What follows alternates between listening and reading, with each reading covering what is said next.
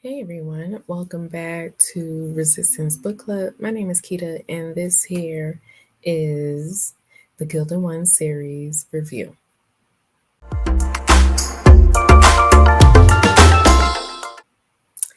Okay, so this here is just an updated, not even an update. I just had to redo this video, so I'm I'm sure things have changed since then in my head. So, but let's get to it. So, Gilded Ones. This here is from Namina Forna and book one called Deathless. I didn't even know they changed that to that, but okay. So this here is just a dark feminist tale spun with blood and gold. So 16-year-old Decca lives in fear and anticipation of the blood ceremony that will determine whether she will become a member of her village. Already different from everyone else because of her unnatural intuition, Decca prays for red blood so she can finally feel like she belongs. But on the day of the ceremony, her blood runs gold, the color of impurity, and Decca knows she will face a consequence worse than death.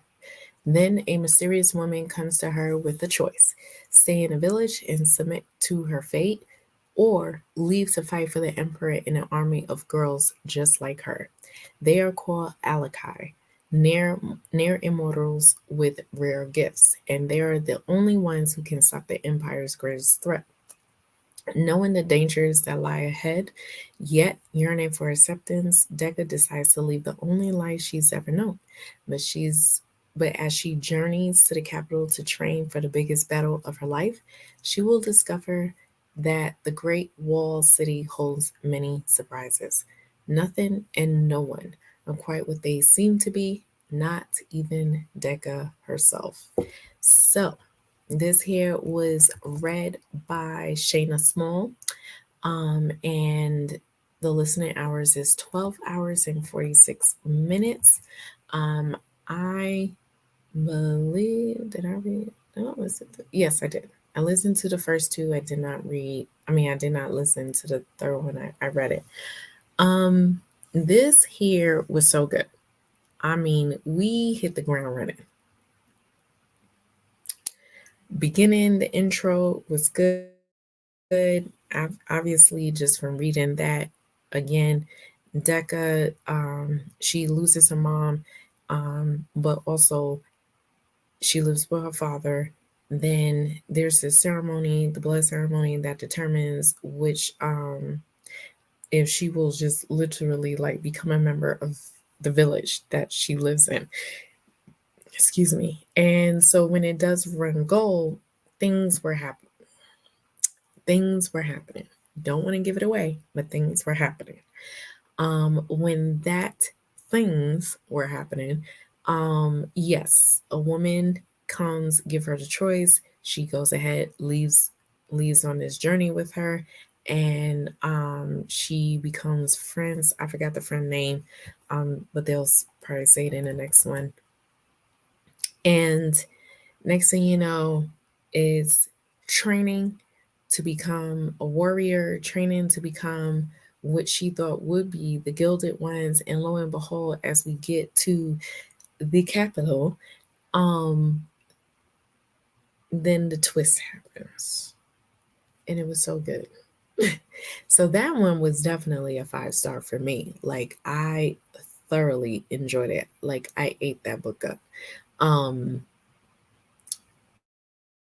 I think her name is Lessa. I'm thinking of the girl's name that she becomes friends with.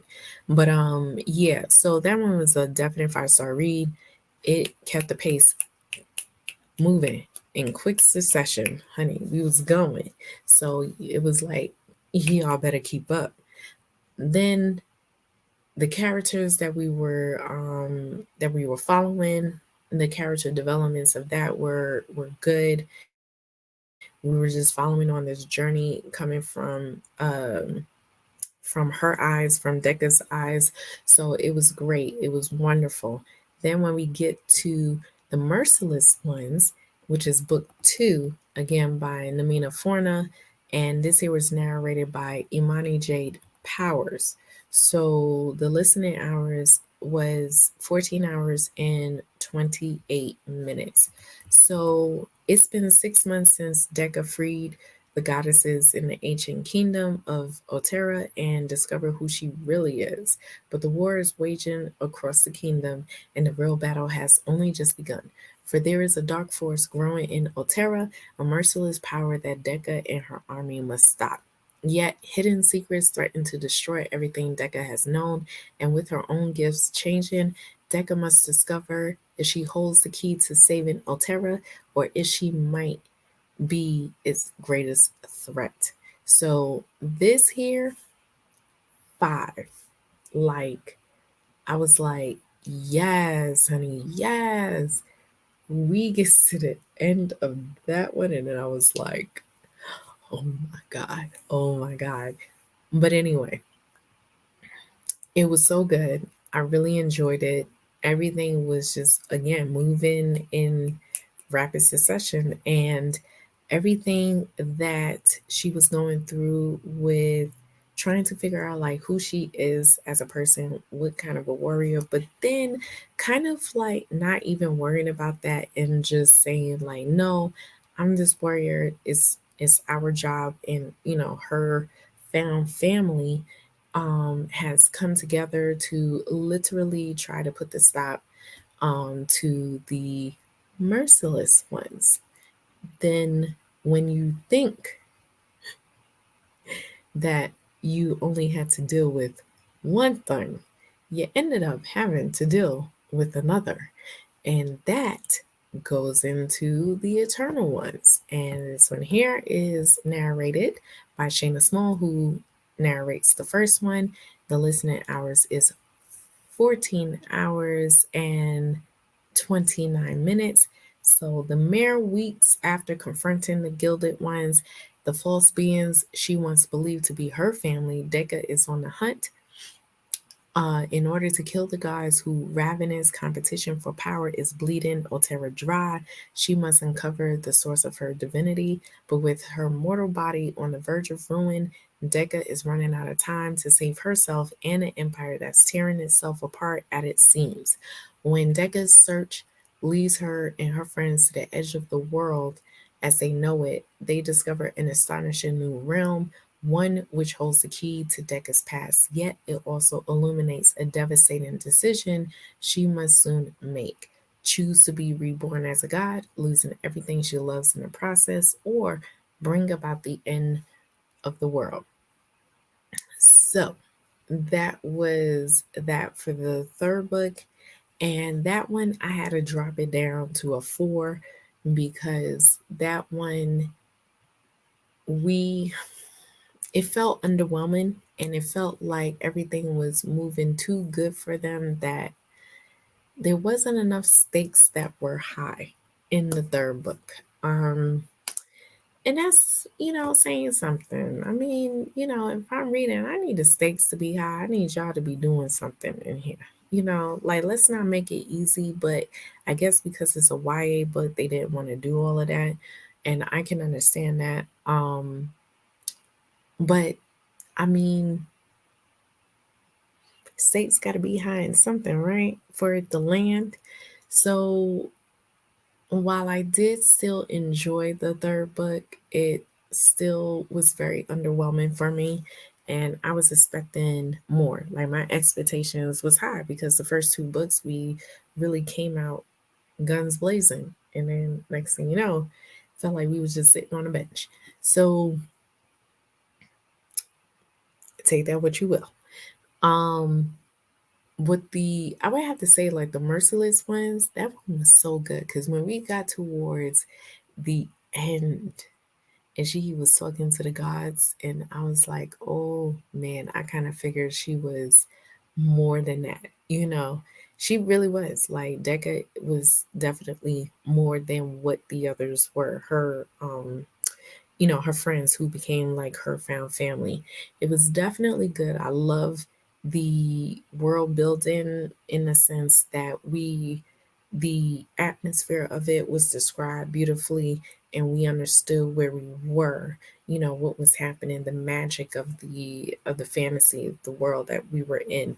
I loved everything about it. It felt like I was definitely a part of Deca's journey and her, going through the ebbs and flow of what being a warrior is and how much of your body it can handle, because when you're finding out that you're one thing, but then all of a sudden you find out that you're another, it takes time for it to process. But main thing is the fact that thankfully in book 3 things were answered from book 1, and that was the best part. So with that being said, it was still good.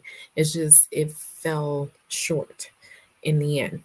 um Also too, the characters, but can't think of the girl's name. It's this white girl that is like her best friend, and I'm sure I said that in the other video of the girl's name. But anyway, she was always there for her. Like they had each other's back. They were like sisters. I loved it.